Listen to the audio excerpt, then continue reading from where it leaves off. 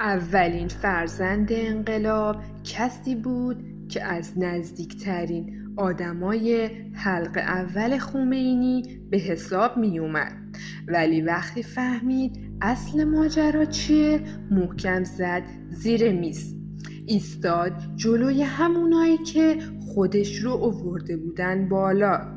یه جمله گفت که هنوزم آدمو خشک میکنه: ما اشتباه کردیم، اشتباهی بزرگ. توی این ویدیو قراره فیلمی رو ببینی که سالها خاک خورده، دیده نشده و حالا قراره برای اولین بار پخش بشه. فیلمی از کسی که خودش جزو پایه‌گذاران جمهوری اسلامی بود، اما وقتی واقعیت رو دید ایستاد و گفت راه رو اشتباه رفتی. با صدای خودش، با نگاه خودش. اگه فکر میکنی همه اونایی که انقلاب کردن تا آخر پای اون موندن باید این ویدیو رو ببینی. سلام دوستان، به کانال ایران نامه خوش اومدین. صادق قطب‌زاده اسمش شاید برای خیلیا آشنا نباشه، ولی اون کسی بود که خمینی رو از فرانسه تا تهران همراهی کرد و یه روزی همه کاره سیاست خارجی جمهوری اسلامی بود. حتی شد رئیس رادیو تلویزیون بعد از انقلاب.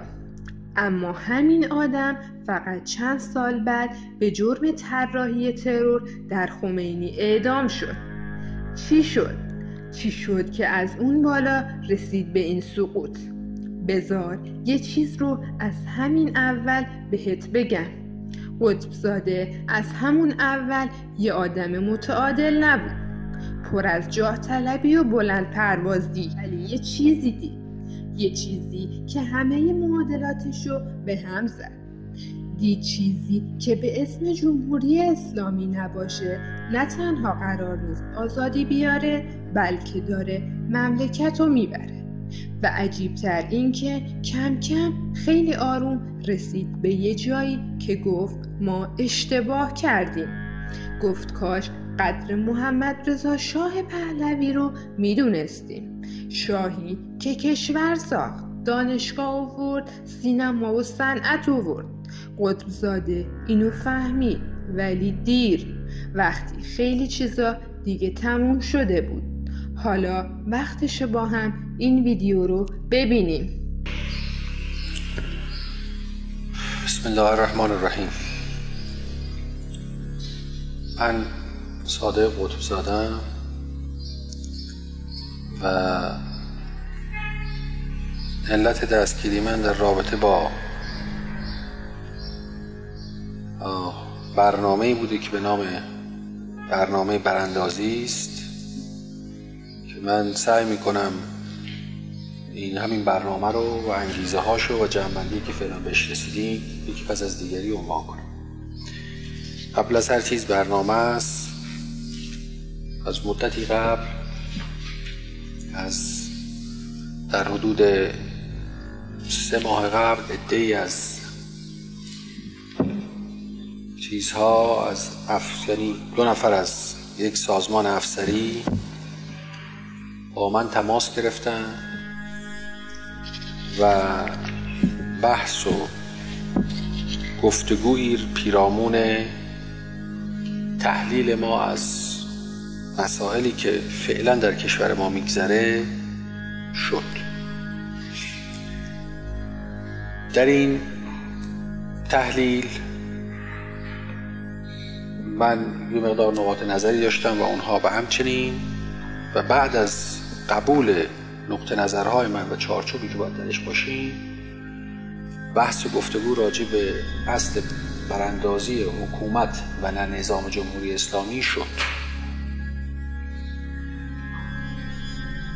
در این اواخر باید مثلا دقیقاً 2 هفته قبل از، یعنی مدتی 3 هفته شاید قبل از دستگیری من، صحبت از این شد که در اطراف بیت امام چه میتوان کرد و بر اساس این اونها برای بحث اول صحبت از محاصره بود و اونها درباره محاصره نقشه‌ای می‌خواستن.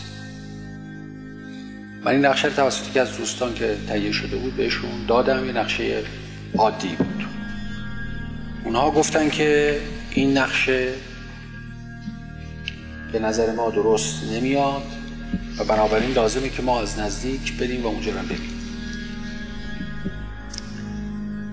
اونها رفتن و من یکی از دوستانی که در اونجا منزل بغل منزل امام داشت معرفی کردم و اینها رفتن اون منزل رو دیدن. در مراجعت وقتی که نشستیم صحبت کردیم گفتن که این منزل محل بسیار مناسبی است برای انفجار. گفتن خیلی خوب، انفجار چی؟ و بحثش راجع به انفجار اون محل صورت گرفت، چگونه و چه نوع. بعد هفته بعدش که 2 هفته قبل از دستگیری من بود آمدن و گفتن که سازمان ما تصمیم گرفته که اونجا رو از 2 طریق بکوبه، یکی با توپخانه، یکی هم با احیانا انفجار از داخل اون منزل. هدف چی بود؟ هدف از بین بردن، اگر در حال روزی باشه که و همه اونجا هستن، از بین بردن همه سران حکومت، این جمله البته امام. من در بدو امر 2 نوع حالت برخورد روانی با قضیه داشتم. یکی مسئله آره یا نه، منتها متاسفانه در وهله اول من گفتم خیلی خوب این مسئله رو بررسی کنم و ببینیم که چی کار میشه کرد و نگفتم. اونها رفتن و نقشه رو بررسی کردن و بعد هفته بعد اومدن گفتن که ما فکر کردیم که هم نقشه کوبیدن اونجا باشه و هم حالت اینی به خونخواهی امام بقیه کار رو انجام بدیم و مردم هم در این باره بیایند و در واقع گیج بشن که کدوم سمت برن. و قرار شد که اونها برن و تمام این نقشه رو مورد مطالعه قرار بدن و چند روز قبل از اجرای نقشه تصمیم نهایی در این زمینه گرفته بشه. فی الواقع من از اینی که با این نقشه در اولش مخالفت نکردم از لحاظ روحی خودم ناراحت بودم و تصمیم داشتم که در جلسه نهایی که صحبت هست مطلقاً با کوبیدن جماران و منزل امام به اعتبار عاطفی خودم نسبت به امام جلوگیری بکنم، ولی البته بقیه نقشه گرفتن مراکز سپاه، کمیته، رادیو تلویزیون، محاصره جماران، بقیه‌شو من کاملا موافق بودم. این نقشه‌ای بود که در واقع انجام شد و عملی شد، یعنی تا اون مرحله، ولی همطور که عرض کردم به تصمیم نهایی نرسید و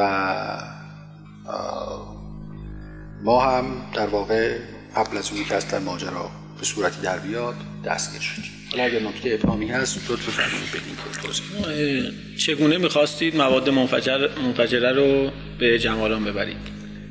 همونطور که عرض کردم اینها بعد از رفتن دیدن منزل آمدن و احساس کردن که، یعنی صحبت از این شد که میشه مواد منفجره برد. صحبت از این بود که توسط مصالح ساختمانی که میره اونجا، این آقایی که یکی از این افسرها گفت من متعهد میشم که از طریق مصالح ساختمانی مواد منفجره رو ببرم در داخل منزل. ولی خود او هم بعد از مدتی اصولاً به این نتیجه رسیده بود که فقط راهش کوبیدن از دوره و از نزدیک امکاناتش بسیار ضعیف. در این رابطه آیا قرار بود اسلحه‌ای هم از خارج آورده بشه؟ نه خیر، در این رابطه که ابداً به این صورت نبود، به دلیل اینکه بین طرح این مسئله و اجراش بیشتر از حد اکثر 2 هفته نبود. بنابراین امکان اینه که اسلحه‌ای از جایی بخواد وارد بشه برای این منظور نبود. پس اون در رابطه با چه بود؟ اینا مدتی قبل از گفته بودن به من که اولا اسلحه و مهمات همه نوع چیز دارن خودشون و احتیاجی ندارن، ولی مدتی قبل از در حدود مثلا 1 ماه خورده قبل سوال کردن از من که یعنی یه لیست کوچکی به من دادن، یه تعداد اسلحه محدودی که ما اینا رو میخوایم. منم گفتم من سعی میکنم که اینا رو تهیه بکنم و اینها رو فرستادم برای خارج از کشور، ولی عملا امکان تهیه‌اش به علت نبودن پول نبود. با چه کسی تماس گرفتین؟ قرار بود در خارج کشور کی هماهنگ بکنه؟ مسئله رابطه با خارج از کشور خودش بحث دیگری است. نه، اون بحث رو خواهیم کرد. منتها در این رابطه مشخص این هماهنگی در ارتباط با اسلحه در خارج با چه نیرویی قرار بود انجام بشه؟ شما از کی خواستین؟ از من فقط به یکی از دوستانم آقای ویلالون فرستادم لیستو به او و گفتم آیا میشه اینا رو تهیه کرد؟ او گفتش که اگر پول باشه امکان تهیه‌اش توسط دلالا هست که اصلا پولی نبود و اصلا تهیه هم نشد. نه.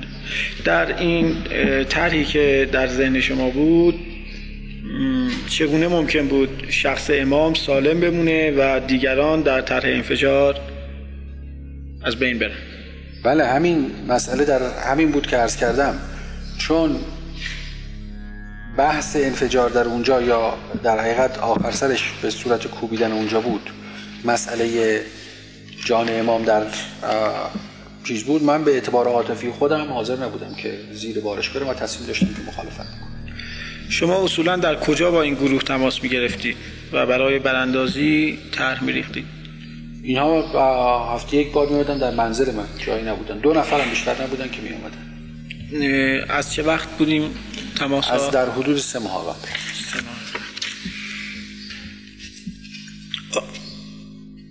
آیا قبل از مراجعه این 2 افسر شما هیچ قصدی نسبت به جمهوری اسلامی نداشتید؟ یعنی هیچ طرحی در ذهنتون نبود برای عمل؟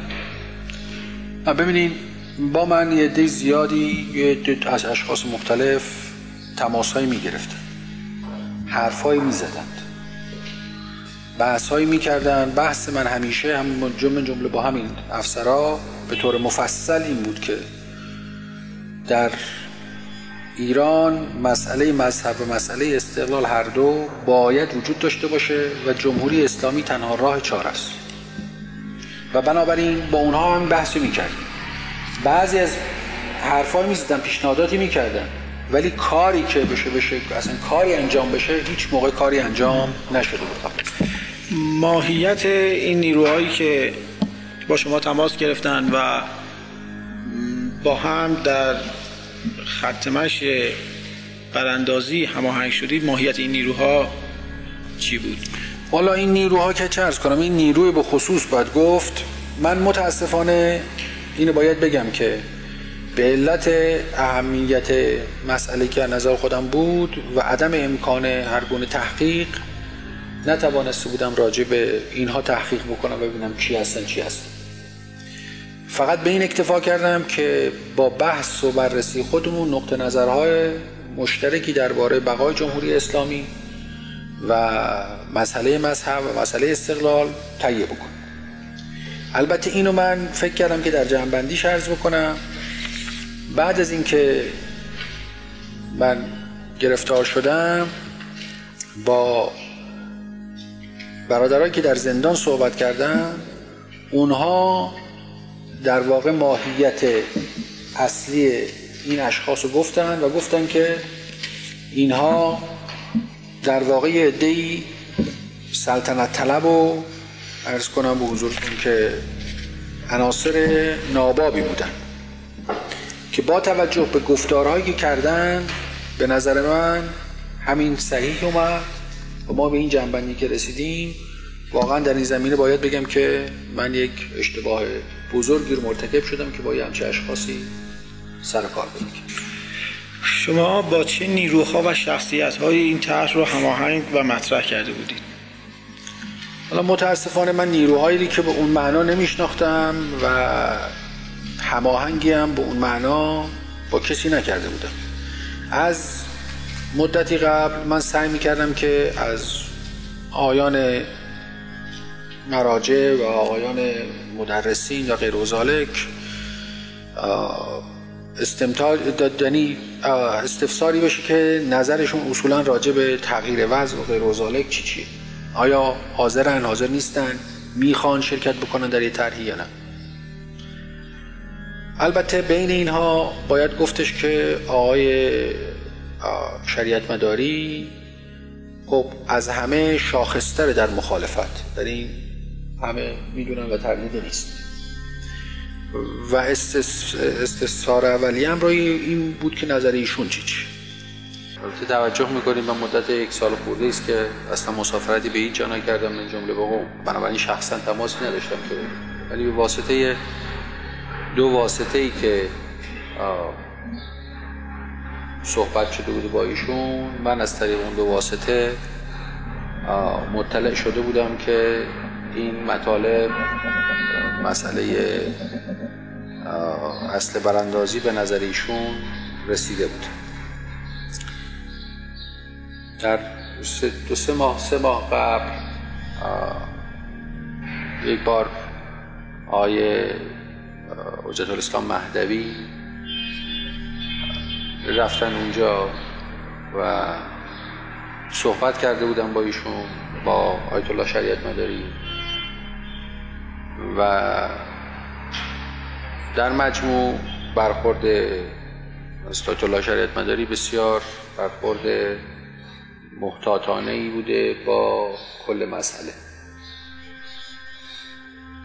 بعد وقتی که حجت الاسلام مهدوی تشریف برده بودم به خارج، من از حجت الاسلام آقای عبدالرضا حجازی خواستم که مطلب رو با آیت الله شریعت مداری در میون بذاره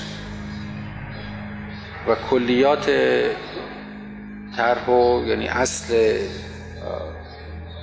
کلیت طرح رو با آقای حجازی در میون گذاشته.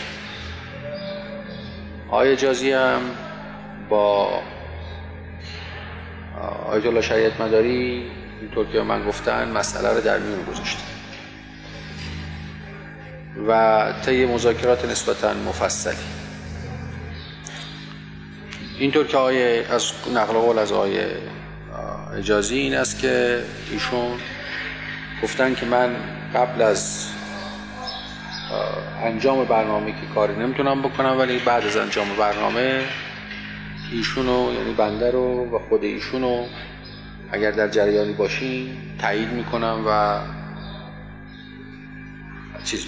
اقدام میکنم.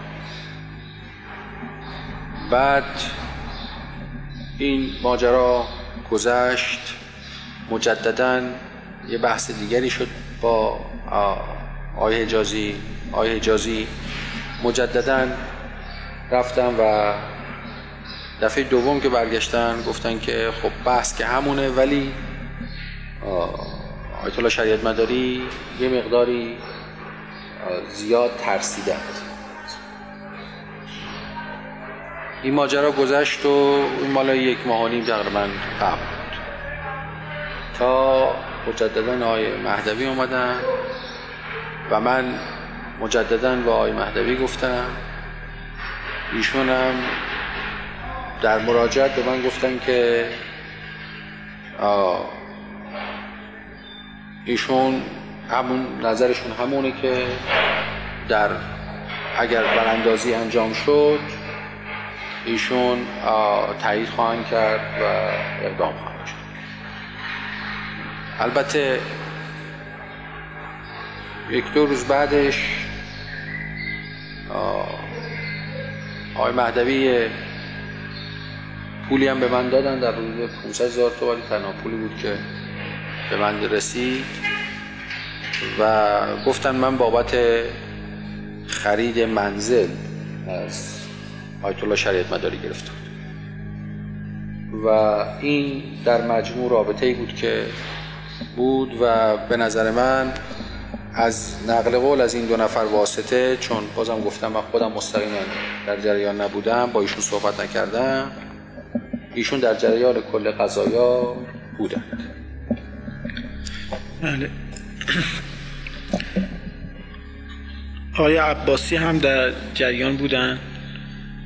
آقای عباسی حالا اینطور که من خودم آقای عباسی رو مدت 1 سال خورده است اصلا ندیدم، ولی استنباط من این است که استنباط من از بیانات این آیون این بود که احتمالاً در جلساتی که اینها داشتن آقای عباسی هم حضور داشته. آقای عباسی در چه رابطه‌ای با آقای شریعت مداری بودن؟ آقای عباسی داماد آیت الله شریعت مداری هستند و قاعدتاً این موضوعی شخص آقای عباسی در این جریان بودند یا نبودند و از اون 2 نفر آقایان باید سوال کرد، چون اونها در جریان این بودند که اینها بودند در جلسه یا نبودند. ولی من چون خودم آقای عباسی رو ندیدم و خودم آیت الله شریعت مداری رو ندیدم، بنابراین نمیتوانم بگویم که اینها با هم بودن یا نبودن. اون آقایون روشن خواهند کرد که قاعدتاً ایشون هم در جریان بوده یا نه. به هر حال در این پایان این وضعی که الان به وجود آمده و این در واقع مشکلی که برای من ایجاد شده، من قبلا هم عرض کردم که قصاصش رو با نهایت میل میپذیرم. سوال دیگه که مطرح اینه که شما چه مقدار پول در اختیار این گروه قرار دادید؟ من در بازجوییام مفصل منابعی که منابع مالی و اینا رو گفتم. من در مجموع 2,250,000 تومان در اختیار این گروه گذاشتم و 500,000 تومان در اختیار اون 2-3 نفری که در روزهای آخر دیده بودمش. این مجموع پولی بودی که من در اختیار اینها گذاشتم. تحلیل شما در حال حاضر از عملکرد گذشته‌تون چیه؟ عرض کنم یه قسمتی عرض کردم. ما فعلا داریم یه مقداری مسائل رو مجدداً در شاید 20 موضوع مختلف داریم بحث میکنیم، ولی فعلا به جنبندی مشخصی که رسیدیم این است که من با نظری که داشتم و عقیده‌ای که به جمهوری اسلامی داشتم و دارم و اعتقادی که به تشیع و استقلال ایران داشتم و دارم، متاسفانه داخل برنامه ریزی و عمل با گروهی شدم که ندانسته این گروه هیچ یک از این اختصاصات رو نداشت، ولو اینی که به زبان و زبانم پذیرفت از من و قبول کرد که در این اهداف باشه، ولی عملا با اطلاعاتی که بعداً دوستان من در اختیار من گذاشتن دیدم که نمیتوانستند که دارای ناظر بر این هدف باشند و شاید هم یکی از دلایلی که خواست خدا بر این بود که این جریان موفق نشه و من فقط در این ماجرا فدا بشم، که فدای سر جمهوری اسلامی انشاءالله، همین بود که معلوم نبود که اگر ما تازه موفق می شدیم این اشخاص با خود من در آینده چی کار می کردن و بنابراین شاید خواست الهی هم همین بوده که به یه معنا این جریان موفق نشه و اشخاصی که مخالف جمهوری اسلامی هستند اونها زمام امور به دست نگیرن. آخرین جلسه ای که سید مهدی مهدوی با شریعت مداری داشت کی بود و چه نتیجه این جلسه داشت؟ در حدود 1 هفته قبل از دستگیری من و نتیجه‌ای که به من ایشون به طور مجمل البته گفت، چون وقت زیادی نبود، چند دقیقه بیشتر ندیدم ایشون، این بود که همون که عرض کردم قبلا که ایشون بعد از اگر عملی انجام بشه بعد از پیروزی تایید کامل. السلام علیکم و رحمت الله و برکاته. رفقای عزیز، دیدید دیگه، بعضی وقتا واقعیت از هر فیلم و داستانی باور نکردنی تره. قطبزاده خودش انقلاب کرد، خودش رادیو و تلویزیون رو گرفت دستش، ولی آخرش دشمن همون سیستمی شد که خودش ساخته بود. این اعتراف فقط یه جمله نیست، یه تلنگره، تلنگری به همه اونایی که هنوز حاضر نیستن بپذیرن اشتباه کجا بوده. حالا نوبت توه. به نظرت اگه امثال قطبزاده زودتر چشم باز میکردن سرنوشت ایران همین بود؟ یا اصلاً از همون اول باید به شاه اعتماد میکردن و راه شورش رو نمی رفتن؟ نظرتو توی کامنت ها برامون بنویس و یادت نره این ویدیو رو برای اونایی بفرستی که هنوز فکر میکنن انقلاب تنها راه نجات بود. مرسی که تا آخر همراه من بودی. تا ویدیوی بعدی مراقب خودت باش.